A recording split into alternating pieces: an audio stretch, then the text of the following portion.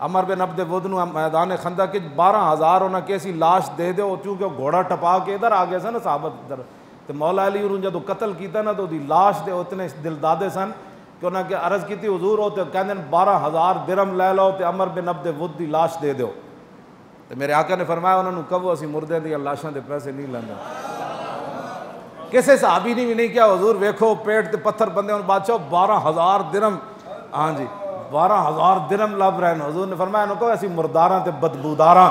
دے پیسے انہوں کہو چک کے لے جاؤ انہیں کسے صحابی نے بھی نہیں کیا حضور اگر اس طرح ہو جاندہ تو چنگا نہیں سی پیسے مفت لب رہے ہیں ہاں خوددار نہ ہو فقر تو ہے کار الہی اقبال کہنا خوددار نہ ہو فقر تو ہے کار الہی ہو صاحب غیرت تو ہے تمہید امیری اقبال ہاں کیوں جی بند غیرت اندر ہوئے تے تمہید امیری ہے ہاں جی اور مقام فقر کتنا بلند ہے شاہی سے اقبال کہندا فقیری تے شاہی نال بھی بلند ہے روش کسی کی گدایانہ ہو تو کیا کہیے اقبال کہندا اندروں کوئی بھکھا ہوئے تو او دا بھوک دا علاج تے کوئی نہیں نا لیکن مقام فقر کتنا بلند ہے شاہی سے اقبال کہندا ہوئے محمد عربی دا فقیر تے او قالین ریشم دی بچھی ہوئے تے نعمان بن مقرن اپنی تلوار تے نیزے نال انہوں پھاڑ دین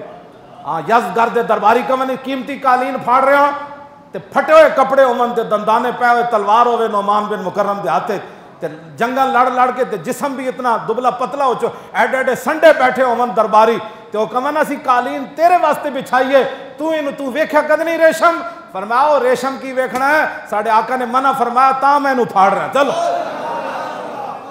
ہاں اس نہ مقام فقر کتنا بلند ہے شاہی سے لیکن روش کسی کی گدایانہ ہو تو کیا کہیے یہ ساریاں گلاں چھڈو